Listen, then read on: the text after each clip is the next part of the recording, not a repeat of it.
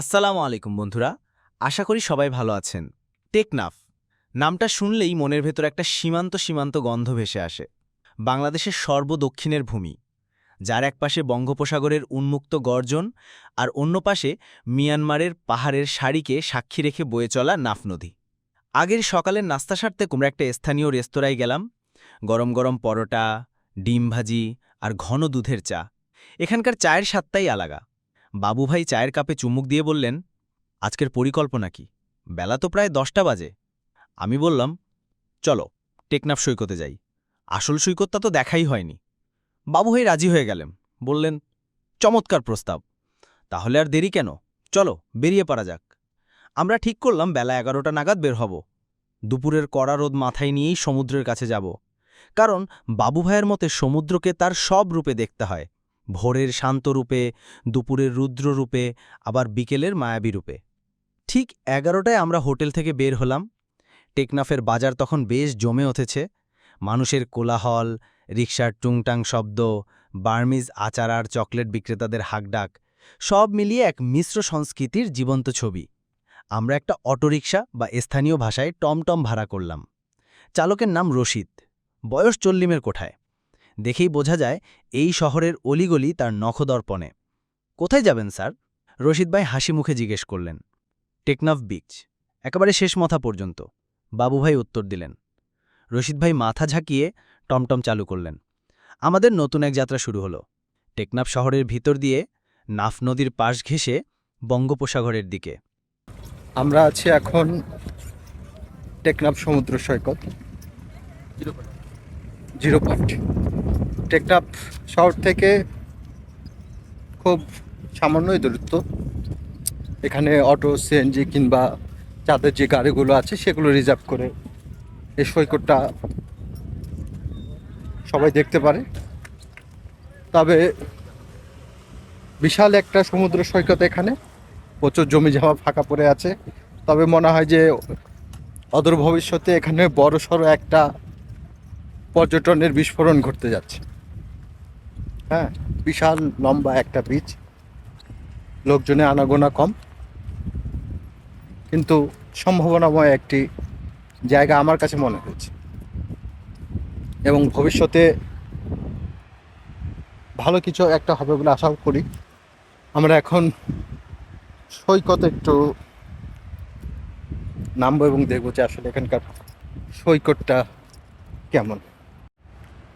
এটা হচ্ছে টেকনাফ সমুদ্র সৈকত। যথেষ্ট পরিমাণ ব্লক ফেলা হয়েছে এখানে, যদিও অন্যান্য ব্লকের মতো এগুলো না, এগুলো একটু ভিন্ন ধরনের ব্লক। এখানে প্রচুর জিও ব্যাগ আছে। এই হচ্ছে সৈকত।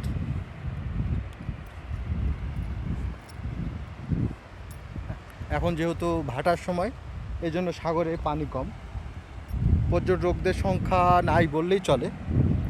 কারণ এই জায়গাগুলোতে আসলে পর্যটক অভ্যস্ত না, কিংবা এখানে বরাবর পর্যটকরা আসেন না বিধায় এই জায়গাটা এরকম। তবে খুব শীঘ্রই এই জায়গাগুলো খুব ভালো পরিসরে উন্নয়ন ঘটবে, সেটা কিন্তু বোঝাই যায়। পুরো সৈকত, সমুদ্র সৈকত, সমুদ্রের গর্জন শোনা যাচ্ছে। সমুদ্রের পানি অবশ্য অনেক নিচে নেমে গেছে এবং আরও নিচে নামবে। আজকে হয়তো বা 5টা-6টার দিকে আবার জোয়ার শুরু হবে, তখন এটা দেখতে হয়তো আরও ভালো লাগবে। কিছুদূর এগিয়ে যাওয়ার পর রাস্তার অবস্থা খারাপ হতে শুরু করল। পিচ ঢালা পথ শেষ হয়ে মাটির রাস্তা শুরু হলো। টমটমটা হেলে দুলে চলছিল, কিন্তু এই ঝাঁকুনিটাও যেন যাত্রার একটা অংশ হয়ে উঠেছিল। হঠাৎ করেই বাতাসের মধ্যে একটা পরিবর্তন টের পেলাম। একটা ভেজা, নোনা গন্ধ, আর তার সাথে মিশে আছে একটা পরিচিত গর্জন, সমুদ্রের গর্জন। আমার বুকের ভেতরটা ধক করে উঠল। আমরা সৈকতের খুব কাছে চলে এসেছি। একটা উঁচু টিলার মতো জায়গা পার হতেই আমাদের চোখের সামনে ভেসে উঠল দিগন্ত বিস্তৃত নীল জলরাশি, বঙ্গোপসাগর। আমরা একটা গাছের ছায়ায় টমটম থামিয়ে বললাম, স্যার, আমরা আইসা পড়ছি, এখান থেকে বাকিটা পথ হাইটে যাইতে হইব। আমরা টমটম থেকে নামলাম। পায়ের নিচে নরম বালি। দূর থেকে সমুদ্রকে যতটা শান্ত মনে হচ্ছিল, কাছে আসতেই তার বিশালতার শক্তি টের পেলাম। ঢেউগুলো ফুসতে ফুসতে তীরে আছড়ে পড়ছে, আবার ফিরে যাচ্ছে তীরে। এই দৃশ্য দেখে সব ক্লান্তি যেন এক নিমেষে দূর হয়ে গেল। আমরা বালির উপর দিয়ে হাঁটতে শুরু করলাম। কক্সবাজার বা ইনানির মতো এখানে পর্যটকদের ভিড় নেই। পুরো সৈকত জুড়ে আমরা মাত্র কয়েকজন। নির্জন, শান্ত আর অসম্ভব সুন্দর একটা পরিবেশ। সৈকতের এক পাশে ঝাউবনের সারি আর অন্য পাশে সমুদ্রের নীল জল। টেকনাফের সৈকতের বালিটাও অন্যরকম, কিছুটা লালচে। আমরা হাঁটতে হাঁটতে অনেকটা ভেতরে চলে গেলাম।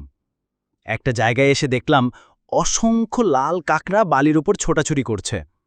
আমাদের পায়ের শব্দ পেতেই তারা বিদ্যুৎ গতিতে নিজেদের গর্তে ঢুকে পড়ছিল। তাদের এই লুকোচুরি খেলা দেখতেই অনেকক্ষণ কেটে গেল। দুপুরের রোদ তখন বেশ চড়া। আমরা একটা ঝাউগাছের ছায়ে গিয়ে বসলাম। সাথে আনা পানির বোতল থেকে পানি খেলাম।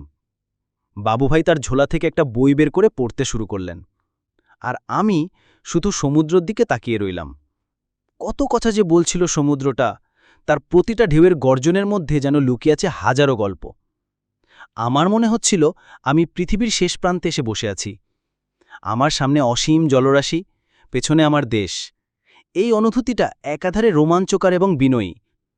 সমুদ্রের বিশালতার কাছে নিজেকে খুব ক্ষুদ্র মনে হচ্ছিল আমার সব অহংকার, সব দুঃখ, সব অভিমান যেন এই বিশালতার কাছে কিছুই না। বাবুভাই বই থেকে মুখ তুলে বললেন, কি ভাবছ এত? আমি বললাম, কিছু না, শুধু সমুদ্রের কথা শোনার চেষ্টা করছি। তিনি হেসে বললেন, ঠিক করেছ, প্রকৃতির চেয়ে বড় শিক্ষক আর কেউ নেই, শুধু মন দিয়ে তার কথা শুনতে জানতে হয়। আমরা সেখানে ঘণ্টার পর ঘণ্টা কাটিয়ে দিলাম। দুপুরের খাবার হিসেবে আমাদের সাথে ছিল কিছু শুকনো খাবার আর ফল, তাই দিয়েই মধ্যাহ্নভোজ ছাড়া হলো। খাবার পর আমি বালির উপর কিছুক্ষণ শুয়ে রইলাম। ঝাউয়ের পাতার ফাঁক দিয়ে দেখা যাচ্ছিল নীল আকাশ, আর কানে বাজছিল সমুদ্রের একটানা সঙ্গীত। কখন যে চোখটা লেগে এসছিল টেরই পাইনি। যখন ঘুম ভাঙল তখন দেখি পশ্চিম আকাশে সূর্য ঢলে পড়েছে। বিকেলের নরম আলোতে পুরো সৈকতের চেহারাটাই বদলে গেছে। বালিগুলো যেন সোনায় পরিণত হয়েছে। সমুদ্রের পানিও শান্ত হয়ে এসেছে। আমরা দুজন আবার হাঁটতে শুরু করলাম, এবার সৈকতের অন্য প্রান্তের দিকে। ভাটার কারণে পানি অনেকটা নেমে গেছে। ভেজা বালিতে আমাদের ছায়া দীর্ঘ থেকে দীর্ঘতর হচ্ছিল। আমরা কিছু শামুক আর ঝিনুক কুড়ালাম। বাবুভাই একটা অদ্ভুত সুন্দর শঙ্খ খুঁজে পেলেন। সূর্যাস্তের দৃশ্য দেখার জন্য আমরা একটা উঁচু ঢিবির উপরে গিয়ে বসলাম। টেকনাফের সূর্যাস্ত মেরিন ড্রাইভ থেকে দেখা সূর্যাস্তের চেয়েও সুন্দর। এখানে কোনো বাধা নেই, চোখের সামনে শুধু সমুদ্র আর আকাশ। সূর্যটা ধীরে ধীরে একটা বিশাল কমলা রঙের থালার মতো হয়ে সমুদ্রের পানিতে ডুব দিচ্ছিল। পুরো আকাশ জুড়ে তখন রঙের খেলা, কমলা, গোলাপি, বেগুনি, কত যে রঙের ছড়াছড়ি। আমরা নির্বাক হয়ে সেই দৃশ্য দেখছিলাম। মনে হচ্ছিল প্রকৃতি তার দিনের শেষ আশীর্বাদটুকু আমাদের উপর বর্ষণ করছে। সূর্যটা যখন পুরোপুরি ডুবে গেল তখনও তার আভার হয়ে গেল অনেকক্ষণ। চারপাশটা ধীরে ধীরে অন্ধকার হয়ে এলো। এবার আমাদের ফেরার পালা। মনটা খারাপ হয়ে গেল। মনে হচ্ছিল এই স্বর্গীয় পরিবেশ ছেড়ে যেন আর ফিরে না যাই।